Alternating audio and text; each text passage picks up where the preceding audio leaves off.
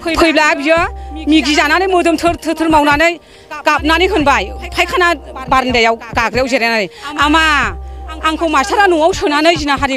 खालामदों बिदि खालामदों आमा होनबाय ओमफ्राय हाब बिदिसो साला मास्टार जानानै बिदिसो बियो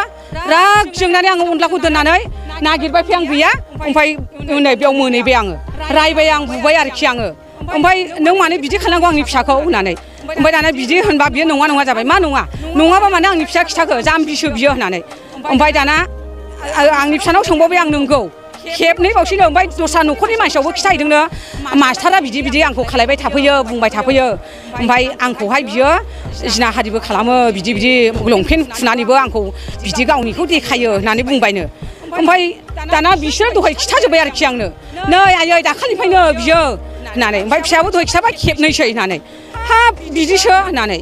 दाथ' बियो बिदिसो खालायबाय आं बिराद दुखु मोनदों आरो एफा उन्दै मानसिखौ गावनिनो फिसा बिबथै बलेथै गावनि फिसा बेबादि खालायना बिराद बुहुल जादों बेनो बिराद बुहुल जादों जोबोद दुखुनांथाव आरोना सासे जुनाद सासे सैमा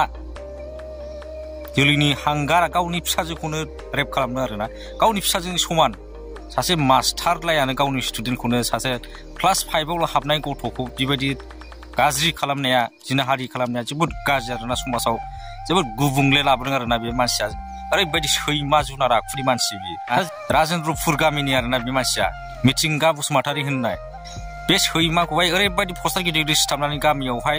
रेपिस्ट होननानै हाबनो मोना होननानै सिथाबनांगौ बेबायदि मानसिखौहाय फासि होनांगौ बेबायदि खुट्टा साला सैमानि फिसा न'खरनि मान सनमान जाग्रा गामिनि मान सनमान जाग्रा सासे सैमा मिथिंगा बसुमतारी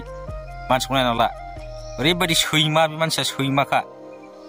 दा न'आवहाय बिमा बिफा बिब' बिनानाव दंना गैयामोन बेहालाय साला सैमाया मालायनि फिसाखौहाय सासे गथ' नोरजिया गथ'खौहाय बेबायदि रेप खालामनो लाजियाखिसै बे सासे बर' जानानै बर' हारिनि बदनाम खालामनो साला सैमा खुट्टाया मानसिखौथ' नायलाय एथ' साफा मारै हगार हरखो गामिनि मानसिफ्रालाय महर मोखांखौनो एसे सोलाय होनांगौमोन साला सैमानिखौ खुट्टा जात साला फासि नांगौ बेखौ खुट्टाखौहाय